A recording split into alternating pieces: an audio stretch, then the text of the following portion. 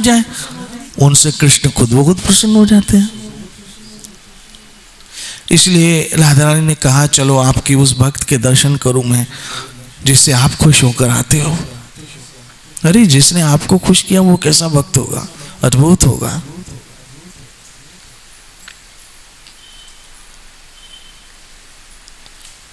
हम जो बोलते हैं या आप जो सुनते हो उसका एक ही लक्ष्य हो कि ऐसा करने से कृष्ण खुश होते हैं। हमारे सुनने से कृष्ण खुश होते हैं, हमारे बोलने से कृष्ण खुश होते हैं। ये कृष्ण की प्रसन्नता के हेतु सब कुछ। इसलिए राधा रानी और सूरदास जी की ओर श्याम सुंदर चल पड़े और सूरदास तो अपने पद लिख रहे थे कृष्ण के लिए। सबसे ऊंची प्रेम से गाई, प्रेम के वश अर्जुन रथा क्यों भूल गए हो ठकुराई। हकीकत में जब आप कृष्ण से भक्ति करते हो, कृष्ण भूल जाते हैं कि मैं भगवान हूं। वो आपके वश में आ जाते हैं, वो भूल जाते हैं कि मैं भगवान हूं। अपने आप को ही भूल जाते हैं। कृष्ण भक्ति ऐसी है, कृष्ण को ये भुला देती है कि वो भगवान है।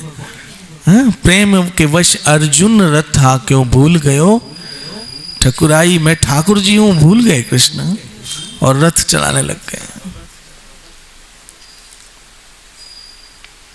द्रौपदी के चप्पल उठा रहे हैं। महाभारत की एक कथा आपको कभी सुनाता हूं। एक हाथ से द्रौपदी को उठाया, एक हाथ से द्रौपदी के चप्पल उठाए। भूल गए ठकुराई, सबसे ऊंची प्रेम से गाई। दुर्योधन के मेवा त्यागे, साग विदुर घर खाई। 56 भोग नहीं खाए, नहीं चाहिए तुम्हारे। विदुर के घर जाके पत्ते खा गए, सबसे ऊंची। तो इस प्रकार के जो पद लिखते रहते,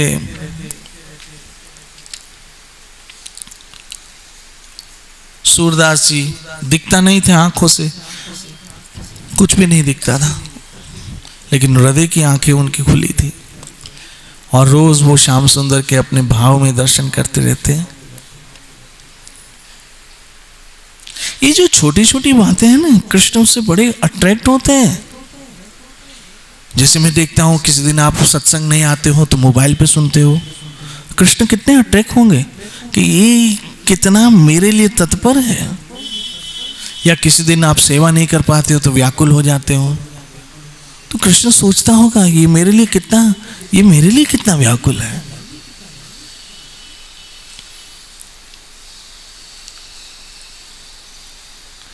इसलिए राधा रानी और श्याम सुंदर दबे पांव चुपचाप सूरदास जी की ओर चलने लगे, जहाँ सूरदास जी अपने पद लिख रहे थे और गा रहे थे, अपने श्यामा श्याम की महिमा कर रहे थे। याद रखना, अगर आपके मुख से श्री कृष्ण की महिमा नहीं हो रही है तो इस जीवा किस काम की है। मात्र कुत्ते की तरह भौंकने से सदुपयोग कर लो अपने जीवन का कृष्ण की सेवा। मात्र कुत्ते की तरह भौंकने से क्या मिलेगा। भाव भाव तो कुत्ता भी करता है। इससे कृष्ण महिमा करनी चाहिए, अपनी जबान से, अपने मुख से कृष्ण के लिए बोलना चाहिए। और ऐसे ही जीवन बीत जाए और एक दिन हम अपने घर चले जाएंगे।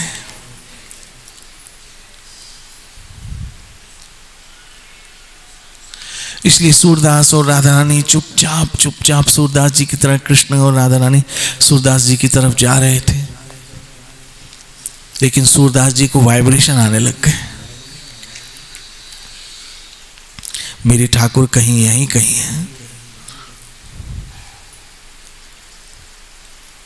जिससे हम बहुत प्यार करते हैं ना, उसके हमें वाइब्रेशन आने लगते हैं। तो जब संसार में ऐसा हो सकता है तो भक्ति में क्यों नहीं होता होगा। वाइब्रेशन आने लगते हैं। राधा रानी से सहन नहीं हो सका, उन्होंने सोचा मैं और नजदीक जाऊं सूरदास जी के। मेरे ठाकुर के ऐसे हैं जो कृष्ण की महिमा करते हैं, वो राधा रानी को बहुत भाते हैं। जो कृष्ण की महिमा करते हैं, राधा रानी उनसे बहुत प्रसन्न होती है। आप देखिए राधा कुंड के किनारे कौन, गोपाल भट्ट गोस्वामी महाराज या रघुनाथ दास गोस्वामी भजन कर रहे हैं, हरे कृष्ण कृष्ण कृष्ण हरे हरे, राम हरे राम राम।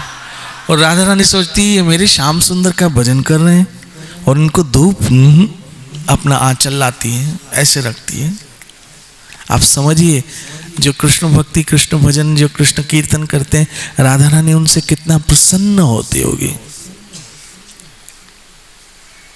कितना प्रसन्न होती होगी। राधा रानी की महिमा ही अद्भुत है, वो कृष्ण प्रेमियों से प्रसन्न होती है। श्री राधे।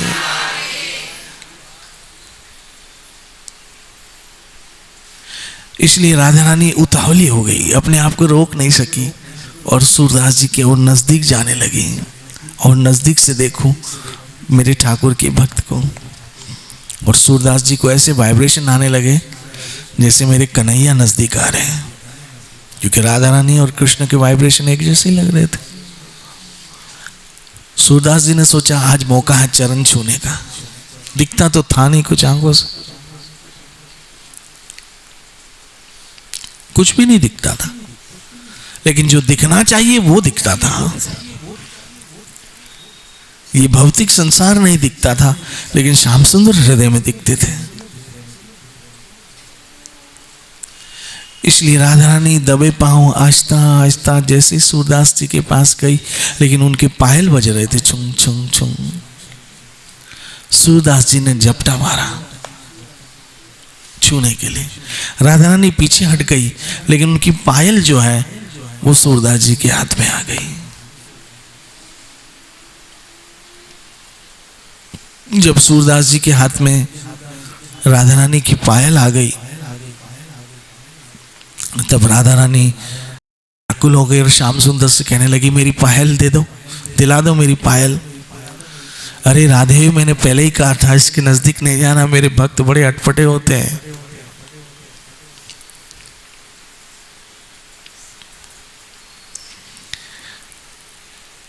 राधे अब जिद नहीं करो, ये नहीं मिलने वाला, मेरे भक्त बड़े अटपटे होते हैं।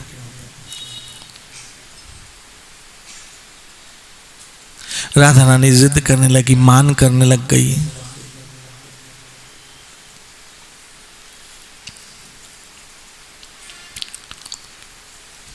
कि मुझे तो मेरी पायल चाहिए, कैसे भी दिला दो।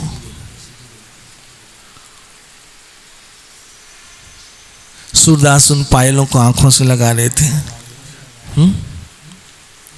राधे तेरे चरणानु अखियां नाल लालिया, धूल तेरे चरणादि मिले मैं सुरमा होदा बना लिया। हे राधा रानी, आपकी चरण धूल मिली है मुझे। राधा रानी हट करने लगी कि अब तो मुझे ये पायल चाहिए श्याम सुंदर। कृष्ण कह रहे मैं तो आपको दूसरी दिला दूंगा। राधे बोले नहीं, मुझे यही चाहिए। अब ठाकुर जी सोचने लगे अब क्या करें। हे सूरदास जी, आप पायल दे दो। बोला ठाकुर जी बड़ी मुश्किल से हाथ में आए हो, मैं तो नेत्रहीन हूं। हाँ, दे दो पायल, मैं आपको और कुछ देता हूं। कुछ नहीं चाहिए, ये पायल में तो चरणों की धूल है, और चरणों की धूल से और ज्यादा क्या चाहिए। तो आप मुझे कह रहे हो और कुछ दे दो। श्यामा तेरे चरणानु में अखियां नाल लालिया, धूल तेरे चरणादि मिले मैं सुरमा उदा बना। हे राधा रानी, बड़ी मुश्किल से आपकी चरण धूल मिली। इन चरण धूलों के लिए तो ब्रह्मा महेश ललायित रहते हैं, जो मुझे मिल गई है। श्री राधे श्री राधे श्री राधे। अब मैं नहीं दूंगा, सूरदास चलो मैं आपको आंखें दे देता हूं, आप कुछ भी दे दो लेकिन ये चरण धूल वापस नहीं करूंगा। बहरहाल समय का अभाव है और अभी आप लोगों को महाप्रसाद भी लेना है। द्वादशी, आज मैं भूल गया द्वादशी है।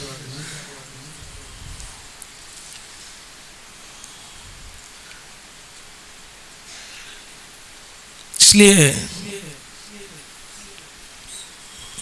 ये कृष्ण बड़े अद्भुत और दयालु हैं।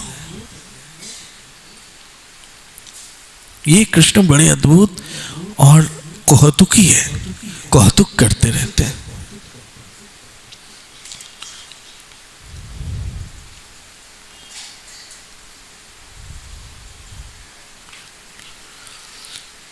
इसलिए किसी तरह से भी सूरदास जी ने सोचा अब नहीं, ठाकुर जी को तंग ज्यादा नहीं करना चाहिए, और पायल दे दी। समझाने का भाव यही है कि गीता में श्री कृष्ण कहते हैं मैं सारे जगतों का स्रोत हूं, सब कुछ मुझसे उद्भूत हुआ है, मुझसे परे ऐसा कुछ भी नहीं है। एक कृष्ण काफी है, एको देवो देवकी पुत्रो, एक ही देव है, देवकी का बेटा। नसीब वाले हो इधर उधर भटकने के बजाय जिसकी शरण में जाना चाहिए वहीं जा रहे हो।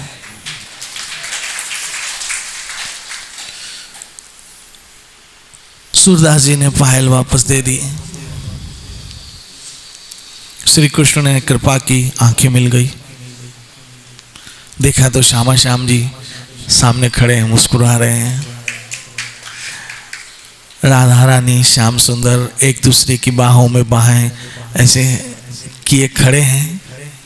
राधा रानी ने श्याम सुंदर के कांधे पे हाथ रखा है, श्याम सुंदर ने राधा रानी के कांधे पे हाथ रखा है,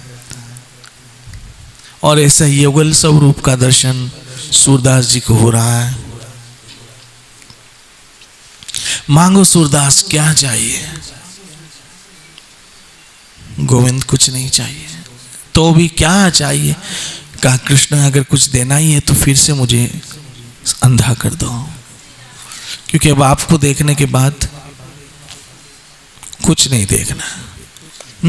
किससे नजर मिलाए जी? तुझे देखने के बाद किससे नजर मिलाए? तुम्हें देखने के बाद तुम्हें देख लिया।